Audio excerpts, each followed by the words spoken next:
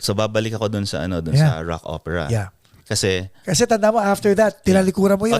tinalikuran. So inisip ko, and then yun nga so tumigil ako ng music. Nakikinig pa rin ako ng music, naka-appreciate ako ng music. Minsan tumutugtog ako. Tapos minsan when we get invited, merong mga events na baka gusto mo tumugtog, sige, tugtog. Pero I mean, hindi yung regular na kailangan mo i-pursue na ganyan. Kumbaga stoic ka lang na this is a one-off. Oo. You're not looking forward to, kumbaga parang okay, one time, big time lang to. And then, Yeah. So inisip ko,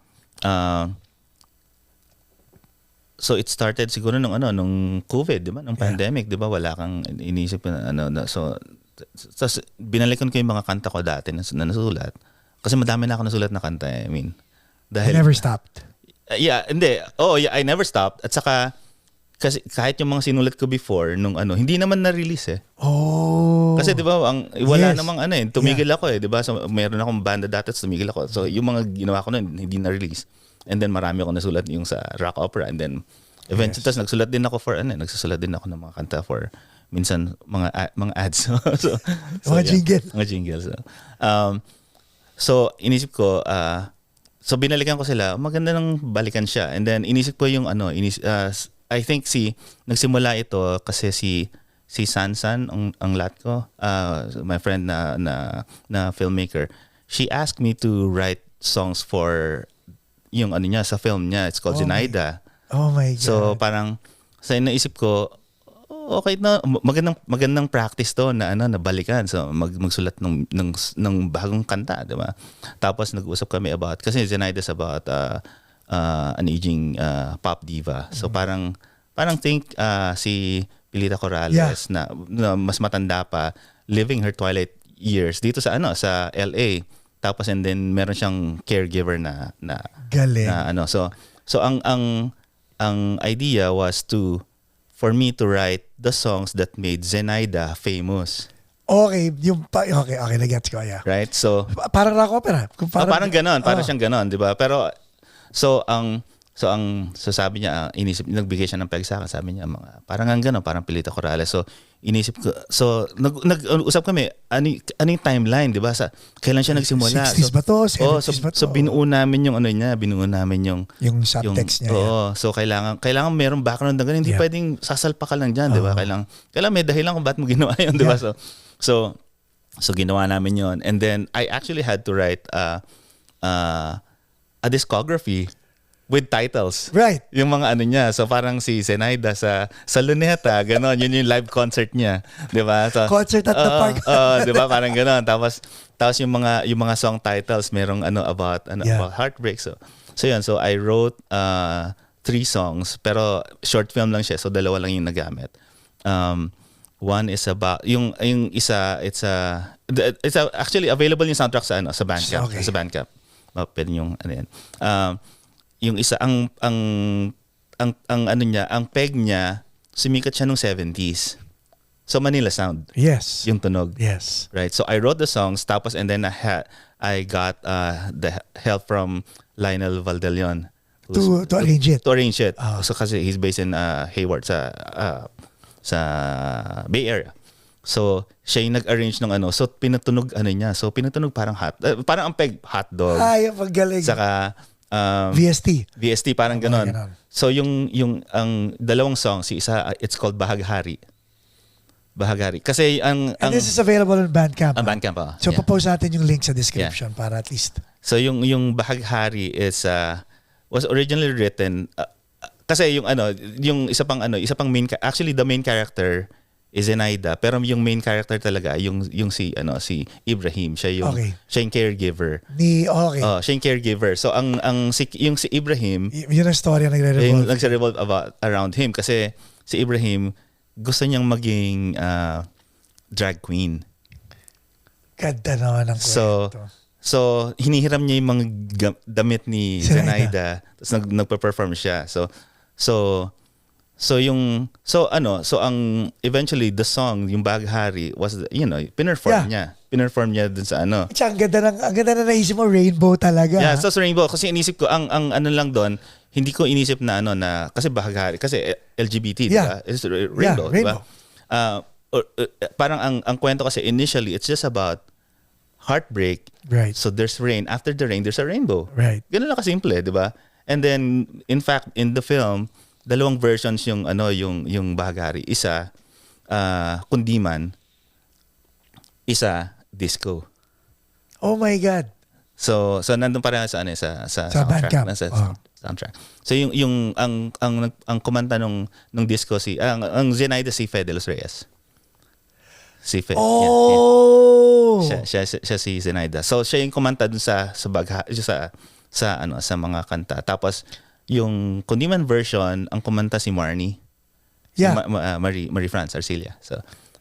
So wait, when was this? This was 2 years ago. Yeah, this was 2022 kasi pinag-usapan namin to start of COVID, bago pa nagka-COVID. So this was the time na dumating si Fe de los Reyes dito. She was shooting yeah. Nag-guest siya sa Paco's Place. Oo, tama. That was that time. That was around that time. Oh my God. So yun. So tas ang sarap katrabaho ni Fe. As in, sobrang professional at saka tas kalog. Alam mo yun, I had to work with her remotely kasi yung studio nasa Hayward. Yes. So nandun sila nagre-record sila. Yun. So there's another song. It's yung isa naman Patawad. It's called Patawad. It's about parang ang kwento naman behind that song was sumikat siya kasi parang lullaby siya. Lullaby yung yung Patawad. Tapos parang siyang ang peg nun yung first Pexman ba ng hotdog parang ganun. Yeah. So, yung tunog, pero yung lyrics niya, parang sabi ko kay Sansan, ganito gawin natin. si Zenaida, nung time na biglang nawala siya sa eksena. Bakit siya nawala? Oh, wow. So kailangan gawan natin ng kwento, 'di ba? So bakit siya nawala? So nag-speculate yung mga fans niya na nabuntis siya. Tapos kaya siya nawala, 'di ba? Pero ang official release ay she was just heartbroken na kailangan niyang maging kailangan niya maging whole ulit. Oo. So ang kwento ng Patawad is yung yung persona was asking forgiveness for giving up the daughter na nung pagkatapos siyang panganak. Tignan mo, ang ganda ng titles because yung Patawad from Zenaida's point of view was about giving up her daughter. Yung Rainbow was about being heartbroken, and after every heartbreak, pagkatapos ng bagyo, ng ulan sa buhay, may rainbow. May rainbow, hope, diba? That's Zenaida's perspective. Yeah. Kay Ibrahim, yung patawad ginagamit ko yung identity mo ng ganito, ganyan. Yeah, And yung Bahagari is about the gender naman. Yeah. So meron siyang ganon. So ganon yung hindi siya lang na maganda tong kanta na to gamit na. Hindi siya ganon. So pinag-isipan talaga siya. So meron ganong pinag-isipan talaga namin. Ang Zenaida, is it on Amazon? No, it's still doing its rounds sa mga circuits. Sa mga contest. Pero nung Saturday it was screened in Brooklyn. Galing. Yeah, so yun. So dahil doon nagkaroon ako ng pwede ko palang ulit gawin to, di ba? Parang oh my God, nasa Amerika pala ako. 15 years na ako nasa Amerika. Yeah, but I mean mas madali, hindi mas madali. I mean mas may resources ka dito, di ba? So pwede kang, alam mo yun, at saka ngayon pwede ka nang 12 months to pay. At saka pwede ka nang mag-record on sarili mo kasi di ba sa Pilipinas dati hindi makaka-record ka lang mag-ano ka ng studio time, di ba? So dito pwede mo nang gawin Hindi na pagpasok mo nga rito, uy, X32. Yeah. Pinag-isa ko na bumili ng X32. Maganda. Yeah. Ituloy mo. Yeah. So tapos, ayun, 2 years ago yan. So inisip ko, pwede siguro, pwede ko na rin ituloy yung So, kasi matagal ko nang iniisip na gawa ng adaptation yung Bayani, the rock opera na US version. Kasi the rock opera was just about yung Tubayani nung hinuli si Bonifacio and then he was executed. So yun yung time noon. Parang so pwede mo pa iatras. Pwede ko pa iabante. Abante. Kasi Wait, pag sinabi abante after the execution to oo, after the execution kasi magkakaroon ngayon ng Revolution. magkakaroon ngayon ng relevance sa ating mga Yes, Filipino-Americans yes. kasi pumasok yung mga kano. Yes. 'Di ba? So parang pagkatapos ng revolution, akala ng mga Pilipino na sipa nila yung mga Kastila, 'di ba? So Yung pala. akala nila yung pala 'di ba? Yung pala, akala nila kakampi nila yung Amerikano. Yung pala, meron palang May pakay. may maitim na balak pala, 'di ba? So parang ganoon. So mas magkakaroon ngayon ng relevance sa atin yung kwento na 'yon.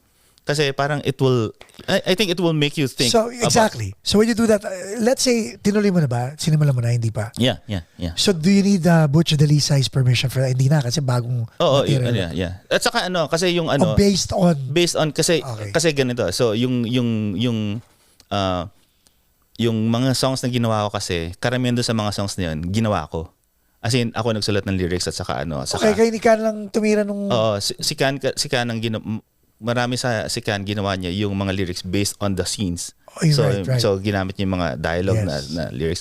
Kasi yung ibang mga kanta na ginawa, karamihan doon sa mga kanta na ginawa ko, nag-isip ako ng eksena tapos sinulat ko yung lyrics. So, from the ground up yun. Oo, yeah. oo. So meron ding mga iba na kunyari kasi yung existing yung play ni Butch Delisay, meron siyang mga existing songs parang meron doon kumakanta So merong songs doon. So nilagyan ko ng bagong music. Yes. So that's yours. Material mo yun. yeah, well, syempre hati kasi sa kanya lyrics So at saka ang kasi noon, hati kami ni Can palagi. So para kaming Lennon McCartney, yun yung usapan namin So, ikaw nagsulat, hati pa rin ako. Yes. May credit pa rin ako. Why Ako not? nagsulat, ikaw pa rin. So pag ganun yung ganun yung usapan. So ngayon, ang inisip ko, inayos ko na siya So in fact, yung mga ibang songs na kasama doon sa rock opera, tinutugtog na namin sa Zosimo. Galing, no? So nung last week nung sa Eclectic Festival when we performed, yung latter half of the set were songs from the rock opera. Now, is this... I've seen some of your material online sa YouTube. Kasama na ba yun o hindi pa? Yeah, yung iba mga kanta nun. Yeah, so Okay lang ipopost ko yung mga link doon sa mga songs na yun. sige, para at sige. least makita ng audience Yeah. yung mga songs na yun. So, anong feeling na nagagawa mo na ulit lahat to? syempre I mean, ngayon masaya, 'di ba? Kasi pwede mo nang meron ng kung may gagawin ka man, may patutunguhan siya. 'Di ba? Hindi katulad dati na walang kasiguraduhan Okay, yang balikan natin reflection lang Baka naman yung nangyayari sa iyo ngayon, baka it has always been. Baka may limiting belief lang yung 14-year-old na imo. Pwede kayang gano'n? Hindi, I think malaking yan. Parang pare, parang generational wealth.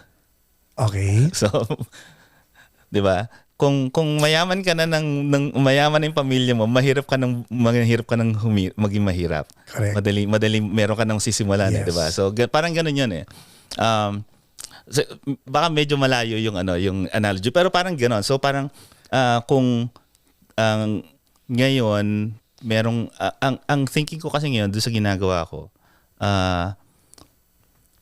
hindi yung pinanggagalingan niya, independent.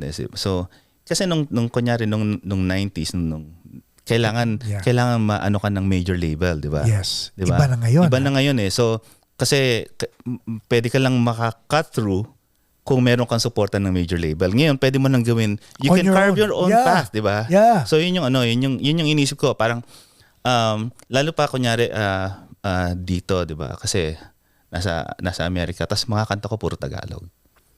So ito yung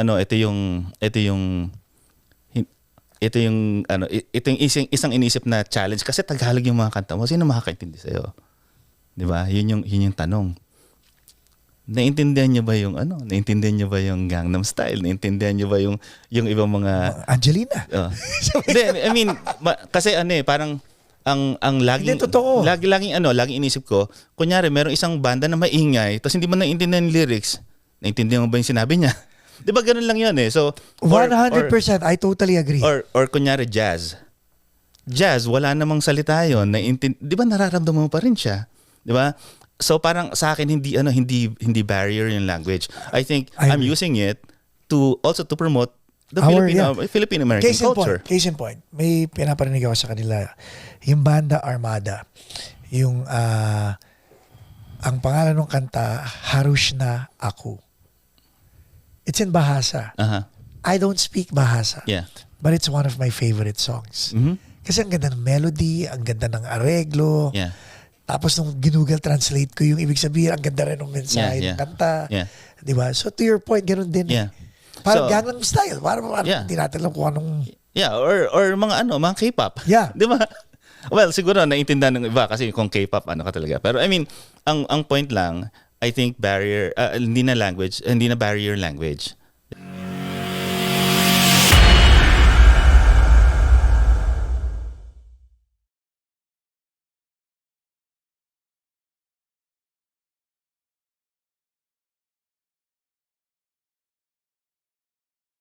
Visit AbbotteServices.com for fast medical transcription service. This podcast episode is brought to you by AB Music Creative.